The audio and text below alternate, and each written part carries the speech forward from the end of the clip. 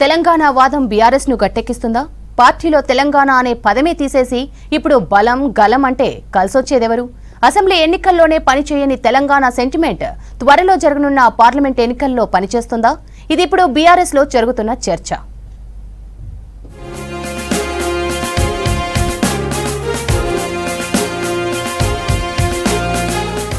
Parliament ఎన్నికలు BRS కు అగ్ని పరీక్షగా మారాయి. అసెంబ్లీ ఎన్నికల్లో ఓటమి తర్వాత లోక్సభ ఎన్నికల్లో సత్తా నిరూపించుకోవాల్సిన అవసరం వచ్చింది.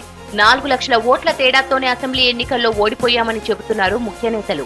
ఇప్పుడు లోక్సభ ఎన్నికల్లో 2 జాతీయ పార్టీల మధ్య తెలంగాణ సెంటిమెంట్ వర్కౌట్ అవుతుందా లేదా అన్న చర్చ పార్టీలో జోరుగా సాగుతోంది.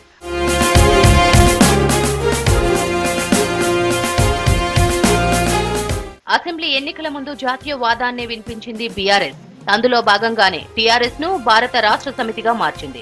బీఆర్ఎస్ గా మారిన తరువాత వివిధ రాష్ట్రాల్లో సభలు సమావేశాలు నిర్వహించారు. అసెంబ్లీ ఎన్నికల ముందు క్షేత్రస్థాయిలో పరిస్థితి అర్థం కావడంతో మళ్లీ తెలంగాణ సెంటిమెంట్ ను రగిల్చే యత్నం చేశారు. కానీ ప్రజలు బీఆర్ఎస్ ను నమ్మకపోవడంతో ఓటమి తప్పలేదన్న అభిప్రాయం పార్టీలో వినిపిస్తోంది.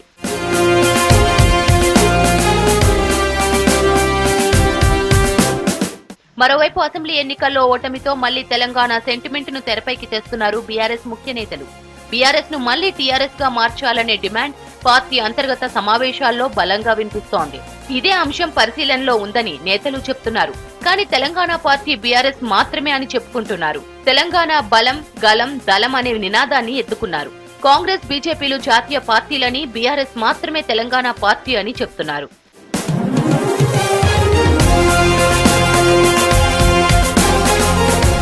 అసెంబ్లీ ఎన్నికల్లో నమ్మని జనం లోక్సభ ఎన్నికల్లో నమ్ముతారా అనే చర్చ పార్టీలో జరుగుతోంది. బీజేపీ మోదీ చరిష్మా అనే ప్రచారాస్త్రంగా వాడుతోంది. బీఆర్ఎస్ బీజేపీ చీకటి దోస్తులని కాంగ్రెస్ ప్రచారం చేస్తోంది. మోదీ ఫెయిల్యూర్ పీఎం అని కాంగ్రెస్ నేతలు ఆరోపిస్తున్నారు.